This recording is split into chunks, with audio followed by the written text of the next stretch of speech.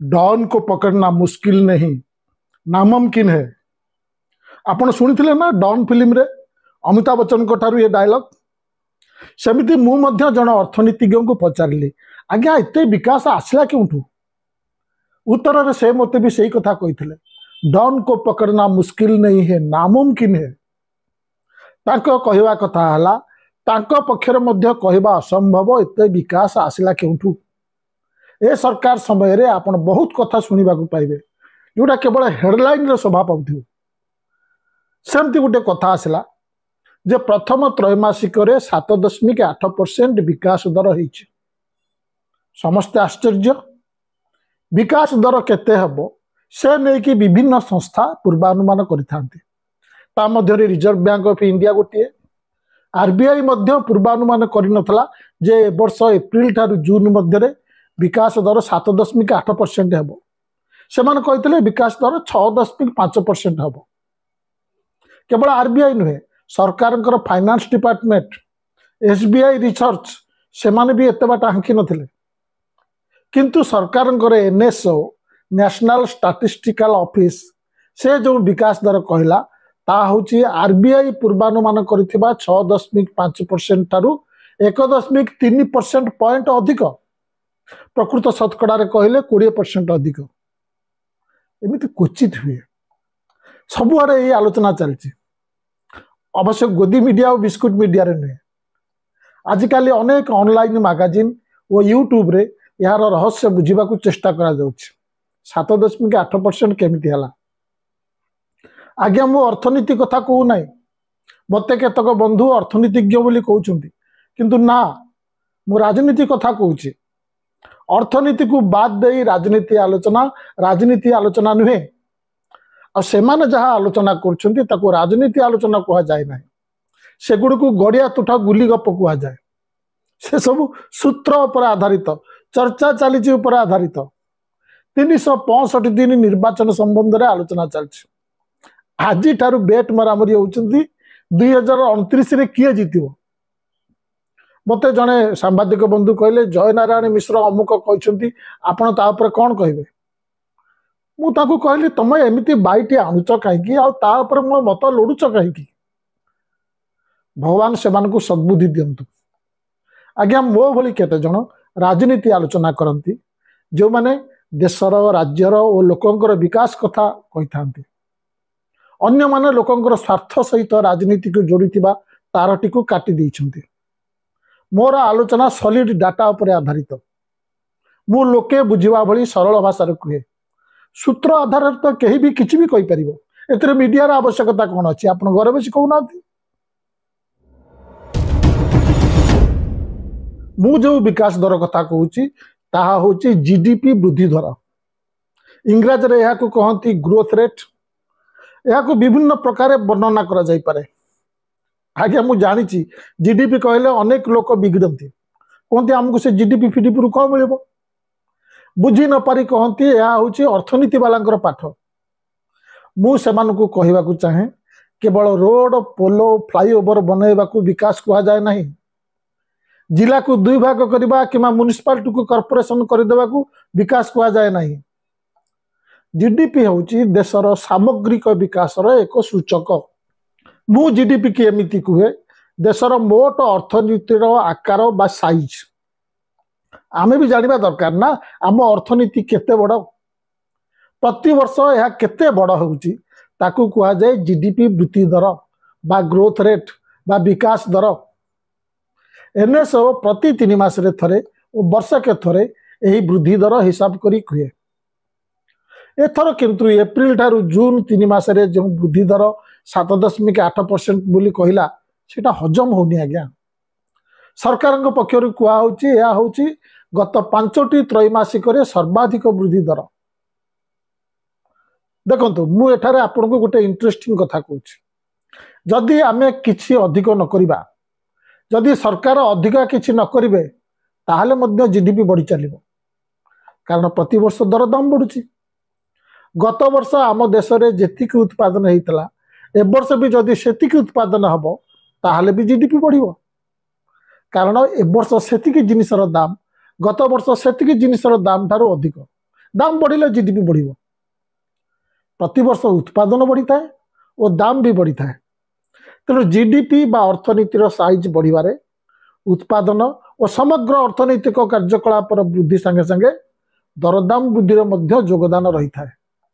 ए प्रकार जीडीपी को nominal GDP कहा जाए बा नाममात्र जीडीपी कहा जाए। ओडिशा सरकार 2036 सुधा राज्य को विकसित कि समृद्ध करेंगे तो बारंबार ना बदलाउछंती। ए जो कहउछंती ता होची ए नॉमिनल जीडीपी से दरदाम भी अच्छी। केंद्र सरकार 2047 सुधा जो विकसित भारत कथा कहउछंती ता मध्य ए नॉमिनल जीडीपी, किंतु आमको ए प्रकार नॉमिनल जीडीपी दरकार नाही। कारण एथिरे देशर प्रकृत अर्थनीति केते बढ़ी ताहा जानी हुए ना। एथर दरदाम पशिकी आस मूल्य वृद्धि। तेणु आमको ए नॉमिनल जीडीपी रु दरदाम प्रभाव काढ़ा पड़ो। यह द्वारा जो जीडीपी बाहर ताकू प्रकृत जीडीपी बा रियल जीडीपी कहा जाए।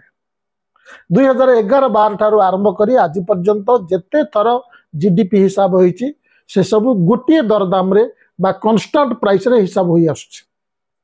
2011-12 रो दरदाम को कांस्टेंट प्राइस कहा जाए। केमिति हिसाब होची मु तार धारणा देबी। 2011-12 रे जीडीपी जो प्राइस रे हिसाब हेतला एबे मध्य सही प्राइस न बढ़ई सही 2011-12 रो प्राइस रे जीडीपी हिसाब होची। या होची रियल जीडीपी बा ओडिया रे कहले वास्तव सकल घरोई उत्पादन।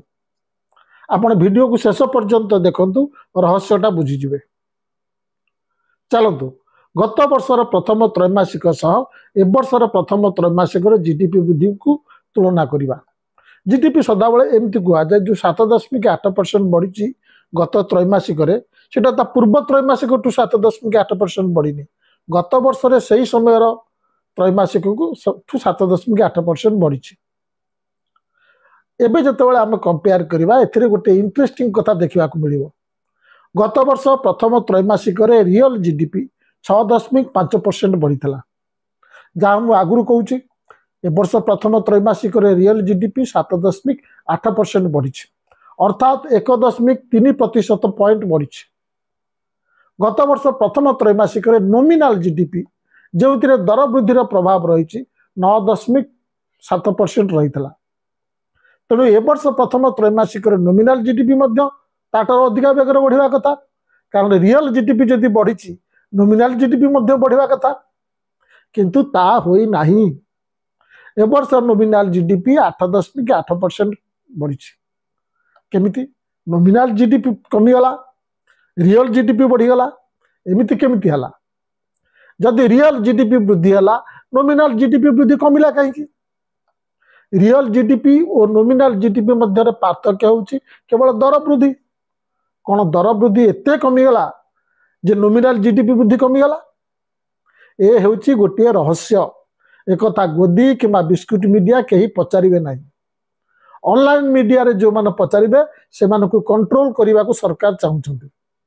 एबे आउ गोटे कथा को आसतु। आपण जानिले ए वर्ष प्रथम त्रैमासिक नॉमिनल जीडीपी 8.8% बढ़ी और रियल जीडीपी 7.8% बढ़ी। ए दुईटा मध्य पार्थक्य होची 1% पॉइंट। मु बारंबार कहूची ए दुईटी मध्य पार्थक्य होची दर वृद्धि। ताले कोन ए 3 मासरे एप्रिल टू जून मध्य मुद्रास्फीति दर मात्र 1% थिला, कदापि नुहे। से 3 मासरे खुचरा मुद्रास्फीति दर 2.7% थिला और पाइकारी मुद्रास्फीति बा होलसेल प्राइस इंडेक्स इन्फ्लेशन जोटा से दर थला 0.3%। ए दुईटी को हिसाब के नेले ताहा 1% रु बहुत अधिक होची। ताले ए वर्ष प्रथम त्रैमासिक नॉमिनल विकास दर प्रकृत विकास दर मध्य पार्थक्य जमारू 1% पॉइंट केमती रहिला? एक कथा सरकार को किए पचार? देखंतु एनएसओ आग नॉमिनल जीडीपी हिसाब करे कारण ता डाटा मिल जावा आजिकार प्राइस रे। परे सेथिरु मुद्रास्फीतिर प्रभाव को माइनस करी 2011-12 स्थिति रे पहुंचबा पे सेथिरु मुद्रास्फीतिर प्रभाव को माइनस करी रियल जीडीपी बाहर करे। दुईटी मुद्रास्फीति दर अच्छी, गोटे खुचरा और पाइकारी बा रिटेल एंड होलसेल। ए दुईटी कंबाइन हेले ताकू डिफ्लाटर कह जाए। नॉमिनल जीडीपी रु ए डिफ्लाटर माइनस कले रियल जीडीपी बाहर। किंतु एठार प्रश्न होची एनएसओ आग नॉमिनल जीडीपी बाहर कर सारिबा परे सेथिरु डिफ्लाटर माइनस करिवो ना नॉमिनल जीडीपी रो प्रत्येक अंशरु सही अंशर निर्दिष्ट डिफ्लाटर माइनस करी अवशेष अंश गुडी को जोड़ी रियल जीडीपी बाहर करिवो। मु एठारे कथाटी को टिके सरल कर दिए। एनएसओ केमिति एते बड़ देशर अर्थनीति केते बड़ केते बढ़िला ता हिसाब करे। देशर अगणित प्रकार जिनिस उत्पादन हुए और अगणित प्रकार अर्थनैतिक कार्यकलाप हुए। एनएसओ कौन सबूर हिसाब रखे? एटा संभव नुहे। से माने प्राय 20टी सेक्टर रु डाटा आनी थांती।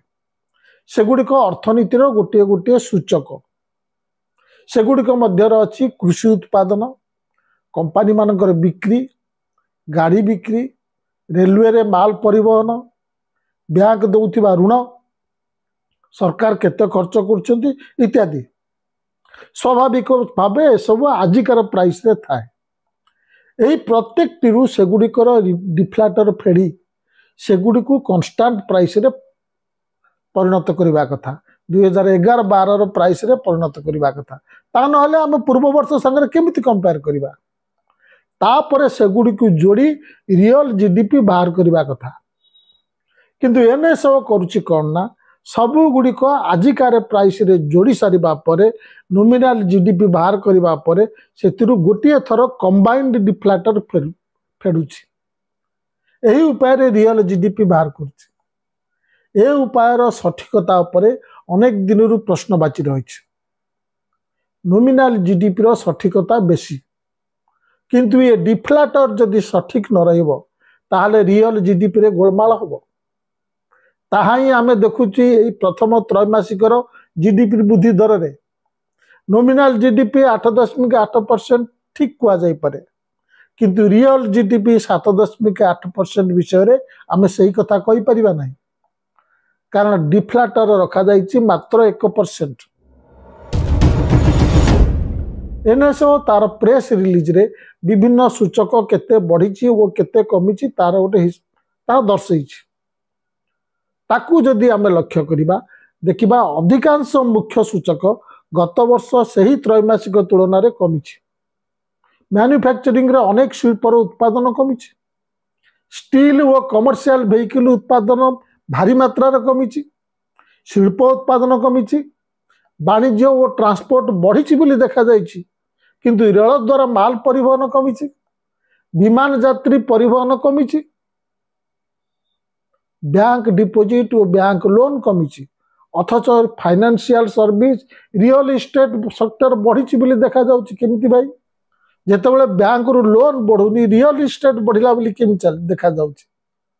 केवल गोटे मुख्य सेक्टर बढ़िछि, ताहाला सरकारी खर्च।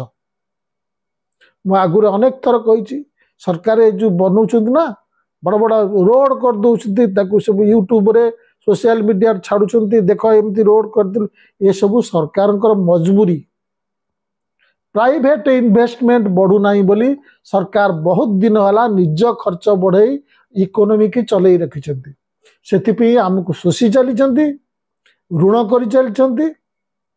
एहाकु उन्नत अर्थनीति कहबा, जहा गोदरार गोड़ फुलिले ताकु स्वास्थ्योन्नति कहबा सेया। तेबे मोट कथा होची दरदाम अधिका बढ़िथिबा सत्वे ये डिफ्लाटर मात्र 1% रखागला कहीं? डाटा सहित खेलर एटा प्रथम घटना नुहे। मोदी सरकार पूर्वतन आर्थिक परामर्शदाता अरविंद सुब्रमण्यम आगुरी थरे आश्चर्य प्रकाश करी कहिथिले रप्तानी, आमदानी, ऋण प्रदान, टिकस राजस्व, प्रॉफिट भली अनेक सूचक भारी मात्रा रे कमिथिले मध्य गोटे जादू खेल भली जीडीपी वृद्धि दर स्ट्रॉन्ग केमिति रहउछि। मु आगुरी गोटे वीडियो रे कहिथिली सरकार नियमित व्यवधान रे जो कंजप्शन एक्सपेंडिचर सर्वे हुए ता बंद कर देइथला। दाबी हबारु बहु विलंब रे 2017-18 रे कला, किंतु ए सर्वे रु जहा बाहरिला ताकू देखि सरकार डरिगला। ताकू तुरंत लुचई देला कहला भूल अच्छे जितेबाला विश्व बैंक 2021-22 डाटा मागिला सेतेबाला देखला बेलू सरकार पाखे डाटा नहीं। विश्व बैंक प्राइवेट संस्था सीएमआई ठारू डाटा नेला से देखागला भारत में गरीब प्रतिशत बढ़ी पर 2022-23 सरकार सर्वे कले किंतु यार मेथड एमती बदल देले जे गरीब प्रतिशत कमीगला। तेणु मोदी सरकार डाटा सहित खेल जारी रखी। आपण जदि मत पचारे जीडीपी दर केमिति बढ़ीगला मु कहबी डिफ्लाटर को आश्चर्यजनक भाव में कम रखागला। आपण जदि पुणी पचारे डिफ्लाटर कहीं कम रखागला मु कहबी डॉन को पकड़ना मुश्किल नहीं नामुमकिन है। नमस्कार।